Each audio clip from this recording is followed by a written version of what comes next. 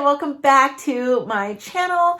I just want to share a little bit about how my February no spend challenge went. I would love to kind of share with you the process, the thought process, how I did, and what I kind of learned from this entire experience. I've actually never challenged myself in this way before, so it's definitely like a learning curve for me.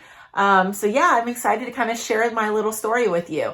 If you guys are new here, thank you so much for stopping by. If you guys are my subscribers, thank you also for supporting.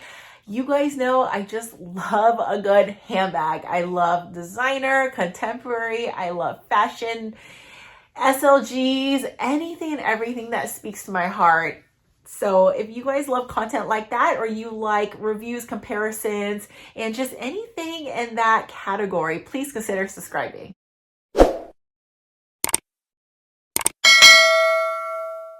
Please also follow me on social if you're not already. I'm going to drop my Instagram feed here, but I just like to post about things that I personally enjoy. So if you guys have any questions, or if you guys want to drop by and just say hello, feel free to send me a DM and I would love to chat with you guys. So I kind of been notating just everything I've been doing in this little notebook over here, because I also want to just remind myself on some of the stuff. So I guess just to talk about the overview for a little bit. Obviously, the challenge was not to spend anything in the month of February. Now, I think it's different for everyone. You kind of set your own parameters. This challenge was created by Mary from Lumi Level Up. I'm going to drop her information below, but it's such a great idea because it really, I think, helped us save some money overall. So thank you so much for inviting me, Mary, and letting me be a part of this challenge. I'm going to drop the other ladies that participated as well below, so please check out their video and see how they did. But all in all, this challenge was basically, just don't spend any money, but it's, you create your own rules, you create your own parameters. For me personally, I knew there were things that I just needed to get.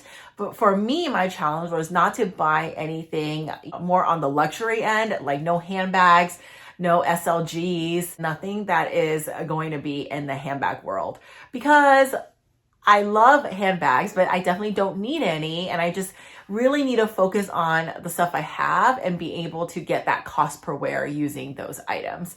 So like I mentioned before, it was a really hard challenge for me because it was the month of my birthday. So I was still tempted to get things for myself, but I did pretty good, I would say. Most of the time, I did purchase something for myself, which is my Dior saddle. You guys have seen that was purchased back in January. So I actually didn't count that in my February. And then a lot of the other things that I did pick up was gifted to me for my birthday. So I guess to that sense, I didn't have to buy anything myself. But I did have a couple of hiccups, nothing super big, but let's talk about those little hiccups.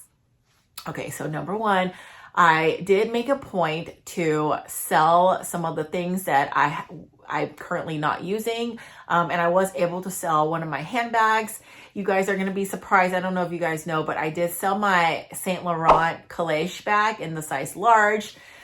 I don't know. I was actually really debating because you guys know I love that bag and it was so hard for me to necessarily say goodbye. But the reason why I sold it is because, number one, I had my eye on another bag that I really wanted. But number two, I just wasn't getting that cost per wear. And I think it's just the size. And I've mentioned this, if I could choose between the medium and the large, I would still pick the large. That large size definitely gives more of that like vibe that I'm looking for, which is like that edgy, but kind of like business slash like sleek look and feel. So I like that size better. And if I were to purchase that bag again, I would still pick the large over the medium.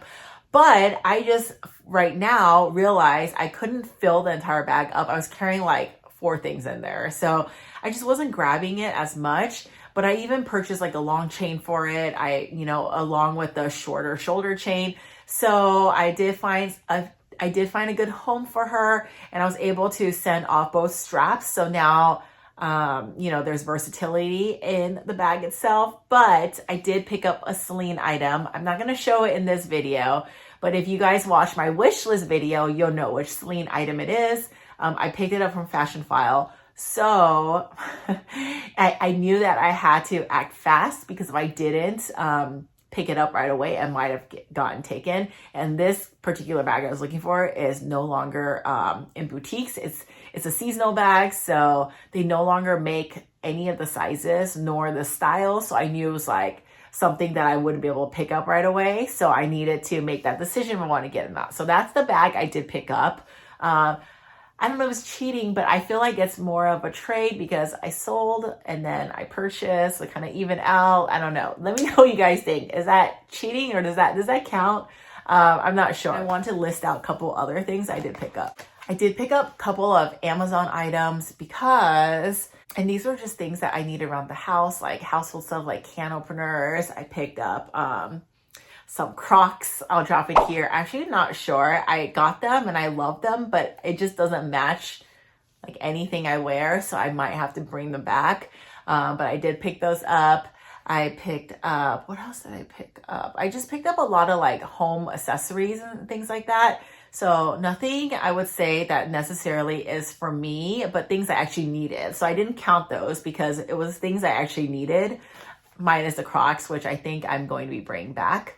I'll drop a photo here. I did pick up a CB2 table because I wanted a little table to sit in my living room. Again, not necessarily anything I needed, but I was able to get a really good deal on it. And, you know, it is for the household. So again, I didn't count it because I felt like it wasn't for me personally. It was for the family. And that's how I justified it.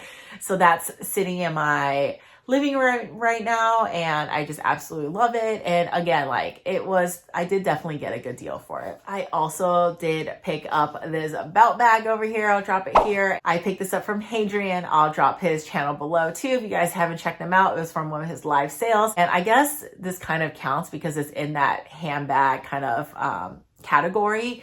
But again, I got it for a really good deal, and because it's a belt bag, I didn't really count it. I don't know. You guys let me know what you think, but I did pick that up to use for like, you know, like any amusement parks or just like park picnics, things like that. Things that I want to like something quick and I didn't want to use a handbag, I was going to use that. I got it because you guys know I'm obsessed with the lilac, and I just thought like, I love this brand. I can't say it, pronounce it, so I'm not going to attempt to, but I just thought it really brought me back to like the 90s, and I thought it was so cute. So that is why I picked that one up. And then I needed to get some stuff from Sephora. So like just things that I needed, like, you know, moisturizer, like face serum, skincare, you know, like things like that. And because I actually had credit to Sephora and I have a lot of points with them, I was able to actually just do like I used those credit to get it. So I actually didn't have to spend anything. So I didn't count that for that reason. But other than that, I think that is mostly what I did spend. So to me, it kind of evened itself out. So for me, I don't really count those items because I felt like it was more of like an exchange, but you guys let me know what you think. So now I'm going to talk about the things I wanted but resisted. And then I started totaling up all of those costs to see how much I potentially saved. And I was actually quite amazed. And that's what got me really excited to really start thinking about things I'm going to buy. So I'm just going to tally up some numbers up on the screen. Now, this is just an estimated number. I don't know the exact amount. And some of these are like not including tax and stuff, but just like the rounded numbers of about approximately what these items would cost and approximately how much I would save. So number one, the thing I wanted, I mentioned this in my Cartier unboxing. If you guys haven't seen it, I'll drop that below. But I wanted a diamond ring to stack on top of my Cartier Love Band. And I didn't get anything in February because I just didn't want to spend anything. I really wanted to think about that's something that I felt like I would need. And then once March hit, you know, I figured this is going to be something I would always wear. And I didn't have anything in my collection that was similar at the time. So I definitely wanted to get something to sit on top of this ring because I just felt like it would complete the look that I was looking for. So I did reach out to my jeweler and she was awesome. She was able to, you know, quote me some prices and I sent her some photos and I was able to like kind of work with her on what I wanted. Now, what I want is very simple. It's not anything fancy. So she was able to put in that order for me. Now, I didn't actually pay for anything yet because I need to see what that item looks like first once she creates it. So I didn't actually spend anything in February. So that, just the estimated cost, like I don't know the exact price yet, but I would say it would range anywhere from probably like the 5 to 1,000. So we'll just call it 1,000. I'll put it up here. But again, I have no idea what the cost is, but I'm just talking like a very simple thin band, what that would cost. Second thing is I really wanted the YSL pouch. Now you guys know I love my wallet on chain that I have from YSL. I love the like look and feel, but sometimes I wanted to get one in beige that was a little bit more casual, and I wanted it in the quilted with the chevron mix versus just the chevron.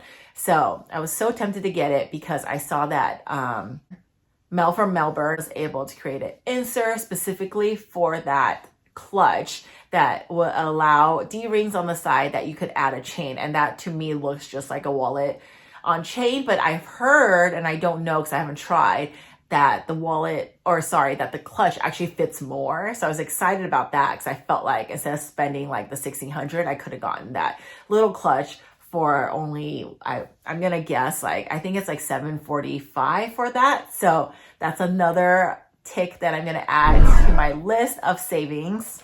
And just so you know, I did not get that at all. Number 3 is Glossier.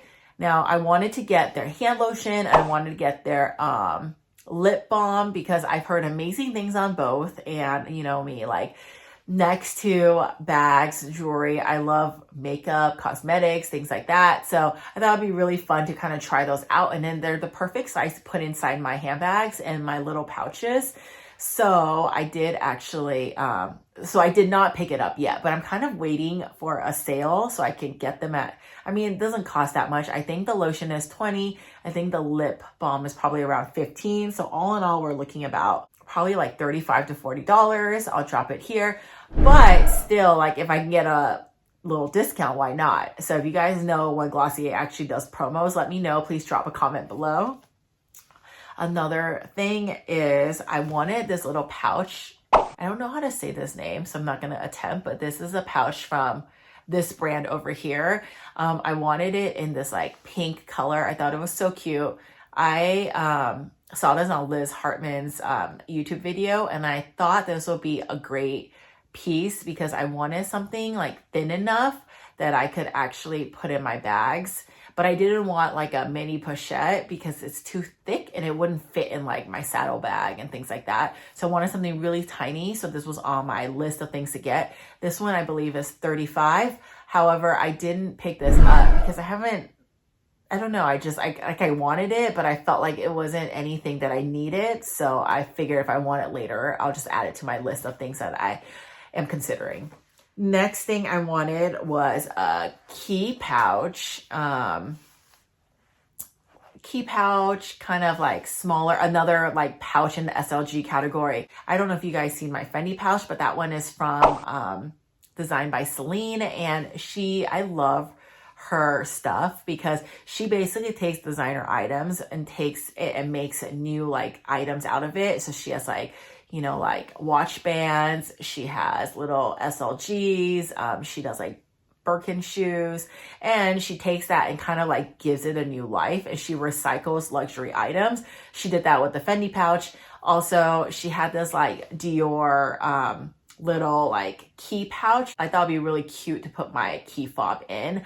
I do have another key pouch that I mostly store cards in. Didn't pick that up. However, I did recently, I think it was just her last launch over probably about a week ago. I did pick up the other bigger size Dior pouch, but it's in March, so it doesn't count for February. And it wasn't a lot, but it was like, it's probably like about this big, and I thought I could just use it as another catch-all. I'll share it on the channel once I get it. I'm super excited for that one.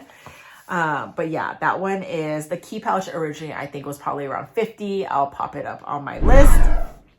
And then the other item I wanted was Chanel sunglasses. These ones over here. How cute are these? I actually went to the boutique and tried them on, and I love square glasses. I think they just look best with my face shape. So I really wanted something along that lines. And my favorite type of glasses are glasses where you can kind of see your eyes, but not really. I just think it looks good. Overall, I really like it. So I was trying to like actually get these. I wasn't sure if I wanted to keep them on sunglasses or pop out the lenses and use them as prescription glasses. But I haven't found, like, my optometrist doesn't necessarily do that right now. So I'm looking for another one that can. But these glasses retail, I think, for around between like $5 or $5.50. I'll pop them here. So all in all, I was like, you know what? I like them. I don't need them. I should just wait and add them to my list. So ready? Here's the total. Everything totals to about $2,470 or $2,500. So that's a big savings. That's basically an entire bag. Not saying I need a bag, but I'm just saying, like, that's a good amount of money. So I'm so glad that I actually did not pick up most of these items, and now like that money is still in my account. What I want to chat about is like, what are the tips? Honestly, the only tip I would say for myself and to anybody else that wants to do this challenge is to wait. Have a running list of things you want, and don't buy things right away, things that you think you want, because your mind might change, and it's changed for me so many times. So have a running list.